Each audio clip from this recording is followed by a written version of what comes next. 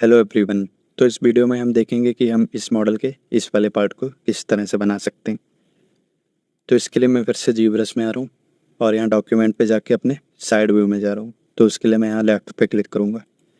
तो हम side view में आ गए और मैं यहाँ सोलो पे क्लिक करके इस मॉडल को सोलो कर रहा हूँ और अब मैं सी थ्रू को इस तरह से चेंज कर रहा हूँ और मूव ब्रश से यहाँ पे इस तरह से मूव कर रहा हूँ और उसके साथ ही साथ मैं यहाँ पे रेफरेंस इमेज पे भी देखता जा रहा हूँ। तो इस तरह से हमारा मॉडल ट्रेस हो गया और अब मैं फिर से डॉक्यूमेंट टैब पे जा रहा हूँ और यहाँ पे मैं बॉटम व्यू पे क्लिक कर रहा हूँ और यहाँ से भी मैं अपने मॉडल को ट्रेस करूँगा।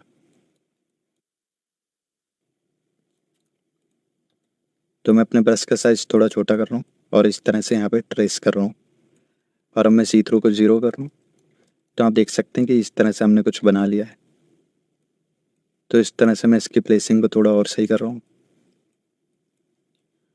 और अब मैं साइड व्यू में आ रहा हूँ और यहाँ पे मैं क्ले बिल्डअप ब्रश ले रहा हूँ जैसा कि आप देख सकते हैं। और अब मैं इन रेफरेंस इमेजेस को देखते हुए यहाँ पे अल्ट के साथ मैं इस तरह से ड्रॉ कर रहा हूँ।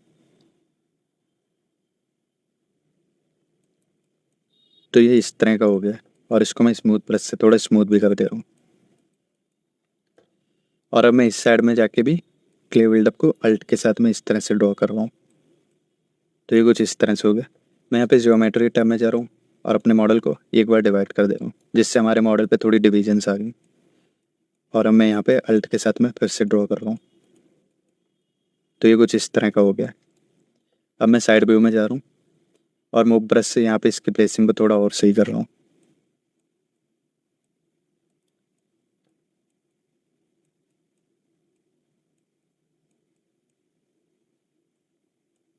तो आप देख सकते हैं कि हमने कुछ इस तरह का बना लिया है।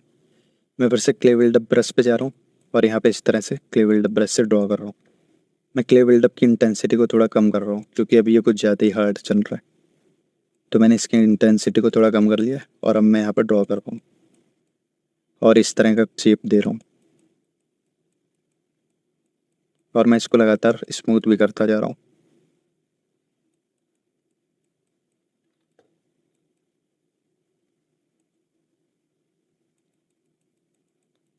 तो इस तरह से बन गया। इसी तरह से मैं यहाँ ऊपर भी आ रहा हूँ और यहाँ पर भी थोड़ा क्ले बिल्डअप ब्रश से ड्रॉ कर रहा हूँ और यहाँ पर भी मैं लगातार स्मूथ करता जा रहा हूँ।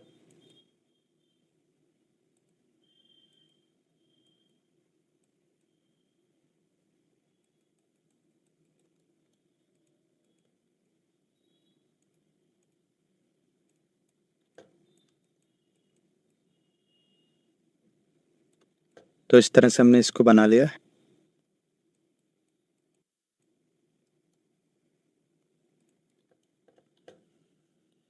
और अब मैं टॉप व्यू में जा रहा हूँ और यहाँ से देख रहा हूँ तो हमें इस तरह का कुछ दिखाई दे रहा है।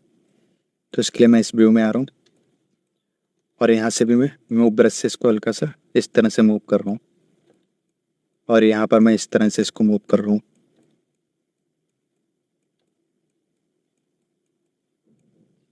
और इधर पे मैं इस तरह से थोड़ा मूव कर ले रहा हूँ।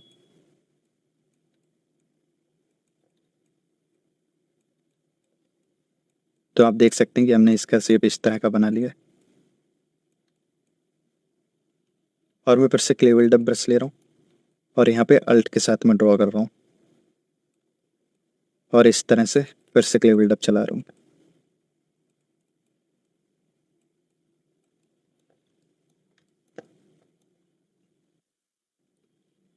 अब मैं बॉटम व्यू में आ रहा हूँ और यहाँ पर से आप देख सकते हैं कि इसका शेप किस तरह का है। तो यहाँ पर भी मैं क्ले बिल्डअप चला रहा हूँ थोड़ा और इसको मैं स्मूथ भी कर रहा हूँ और इस वाले पार्ट को मैं अल्ट के साथ में अंदर की ओर कर रहा हूँ और इसको मैं स्मूथ कर रहा हूँ। तो ये पार्ट इस तरह का हो गया।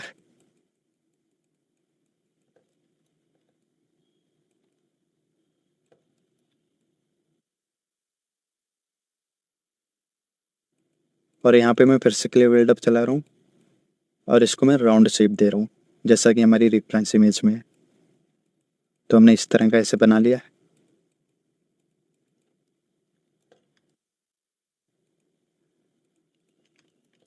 और मैं अपने मॉडल को इस तरह से स्मूथ कर रहा हूँ। तो हमारा मॉडल कुछ इस तरह का बन गया।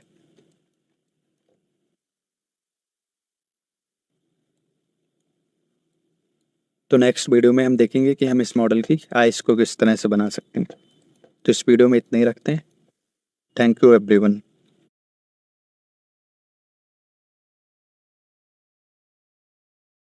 Hello everyone. तो इस वीडियो में हम देखेंगे कि हम इस मॉडल की आइस को कैसे बना सकते हैं। तो इसके लिए मैं डॉक्यूमेंट टैब पे जा रहा हूँ और अपने लेफ़्ट व्यू पे क्लिक करूँगा और सी थ्रू को थोड़ा चेंज करूँगा। और मैंने डेम स्टैंडर्ड ब्रश ले रखा है और मैं डेम स्टैंडर्ड ब्रश से आइस के चारों ओर इस तरह से ड्रॉ करूँगा। और मैं सी थ्रू को फिर से 0 पे ला रहा हूँ और आप देख सकते हैं कि हमने इस तरह से ड्रॉ कर लिया है। अब मैं रेफरेंस इमेज को देखते हुए यहाँ पे